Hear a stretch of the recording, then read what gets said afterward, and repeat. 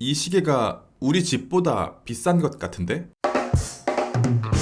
딜런입니다. 이번에 리뷰할 브랜드는 파테크 필리프 노틸러스 5712입니다. 시계를 좋아하는 애호가일지라도 살면서 한번 경험해보기 어려운 시계를 기꺼이 대여해주신 구독자님께 정말 감사드립니다. 최근 시계 브랜드들의 가격 인상 속도가 대기권을 뚫고 우주로 날아가고 있습니다. 도를 넘은 것 같아요. 저같이 시계를 좋아하는 애호가조차 거부감을 느끼는 수준까지 이르렀는데, 시계에 대한 관심이 크지 않은 대중들에게는 시계라는 취미의 영역이 접근할 수 없는 곳으로 튕겨져 버린 느낌이에요. 인건비도 많이 올랐고 생산 단가도 올랐겠죠? 환율도 상태가 좋지 않고요. 기술 개발은 거진 한계에 다다랐고 디자인도 남은 게 있나요? 오메가 빈시마.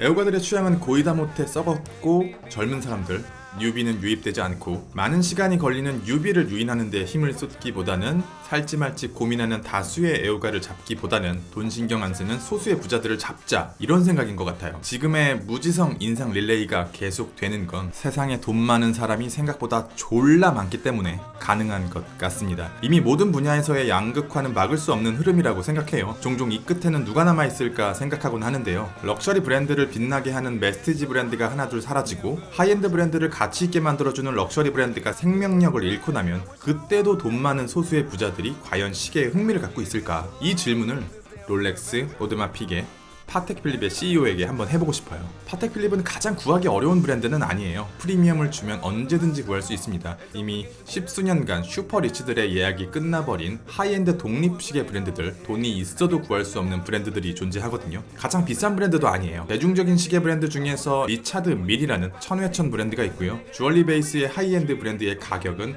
파텍 필립의 가격대를 상회하는 경우도 있습니다. 가장 오래된 브랜드도 아니에요. 바쉐론 콘스탄틴 1755년, 브레게 1775년, 이들 브랜드보다 오히려 티소 1853년에 더 가까운 파텍 필립은 1839년입니다. 하지만 이 모든 시계 브랜드보다 훨씬 더 위대한 브랜드로 평가받고 있습니다. 이번에 리뷰할 브랜드는 왕 중의 왕, 파텍 필립 노틸러스입니다.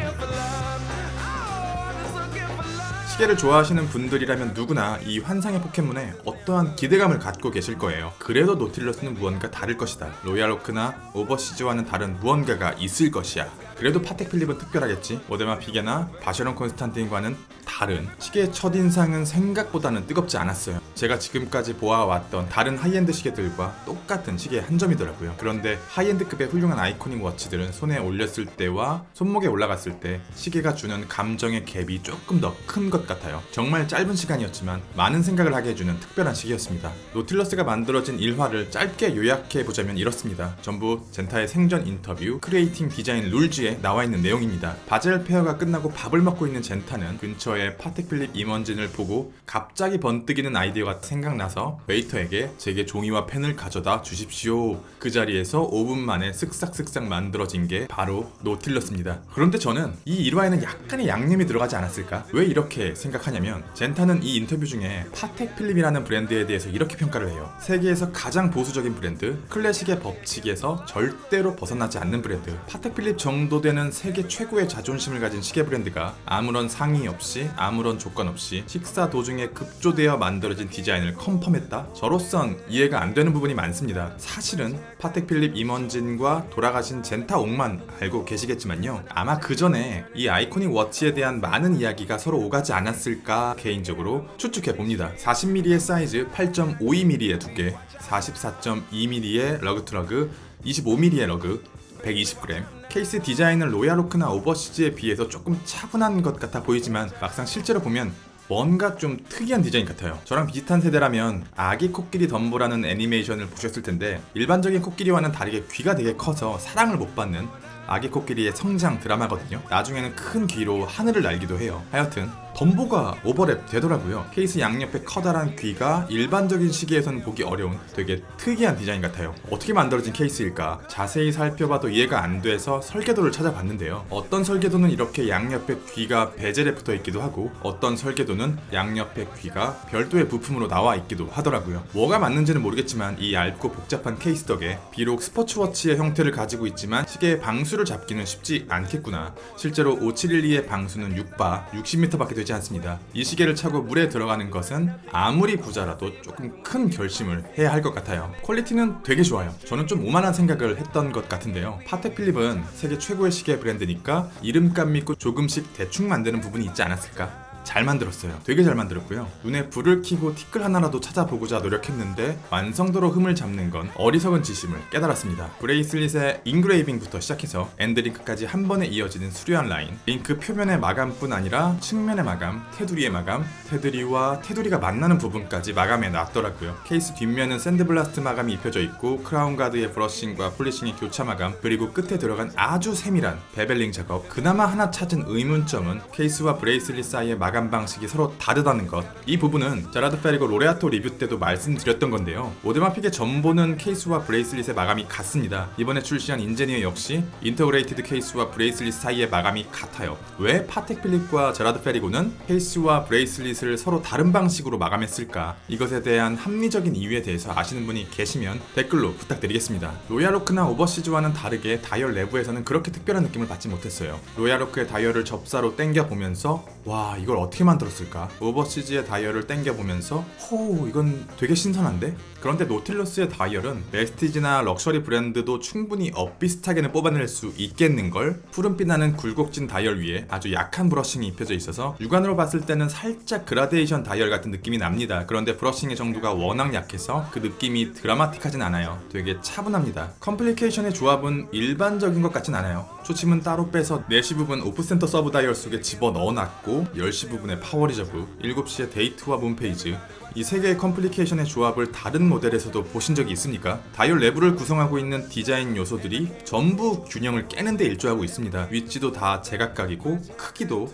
모양도 전부 달라요. 심지어 브랜드명마저 애매한 곳에 위치하고 있습니다. 제 기준으로는 조금 파격적인 디자인인데 파텍 필립이니까 그러려니 해요. 이건 좀 아쉬운데요. 보통 이 정도 급의 브랜드의 홈페이지 속 달과 별은 그럴싸한 무언가를 넣어주는 경우가 많거든요. 진공 상태에서 금입자를 투사한 사파이어 플레이트라고 설명하고 있는데 육안으로 봤을 때는 굉장히 평범하게 느껴져요. 블랑팡이나 브레게송 홈페이지와 비교해서 보면 되게 심심해 보이지 않습니까? 무브먼트는 칼리버 240 PS IRM C LU 말 그대로 패티 세컨즈, 인디케이션 파워 리저브, 캘린더, 루나, 이 다양한 기능이 고작 3.98mm의 무브먼트 속에 들어가 있습니다. 무브먼트야말로 하이엔드 브랜드가 갖고 있는 최고의 인질이 아닐까? 범접할 수 없는 아카이브 위에 역사가 더해지고 세계 최고의 시계 디자이너와 워치메이커들이 아름다운 디자인과 밸런스를 만들 수 있도록 허용케 해주는 인하우스 무브먼트. 항상 누군가의 심장을 빌려서 껍데기만을 그럴싸하게 꾸며내야 하는 대부분의 시계 브랜드들이 갖고 있는 한계를 어렵지 않게 깨 부셔버릴 수 있는 게 하이엔드 브랜드의 자격이지 않을까? 22K 골드 마이크로 로터, 48시간의 파워 리저브와 4Hz 의 진동수, 마이너스 3초에서 플러스 2초의 오차, 자이로매틱 밸런스 휠과 스피로맥스 밸런스 스프링,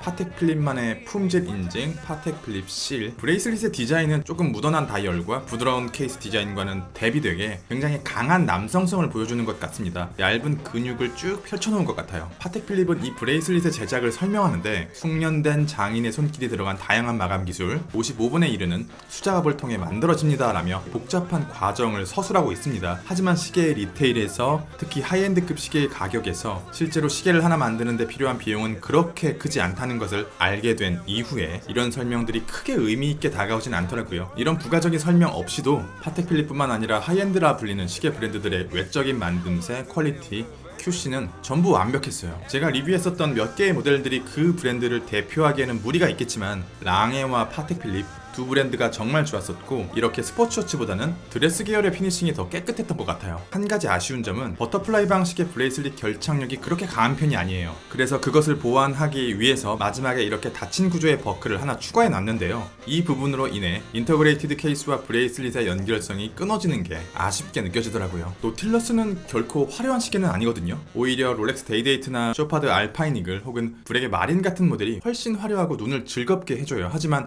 브랜드에서 오는 안정감인지 노틸러스가 주는 만족감인지 시계 자체가 정말 잘 만들어져서 그런 건지 모르겠는데 어쩌면 셋 다일 수도 있겠죠. 다른 브랜드, 다른 시계가 생각이 나지 않았어요. 여기서 더 욕심 부리지 않아도 되겠다. 여기서 내려도 되겠다. 그런데 프리미엄만 1억이다. 리뷰는 여기까지. 빌런이었습니다. 감사합니다.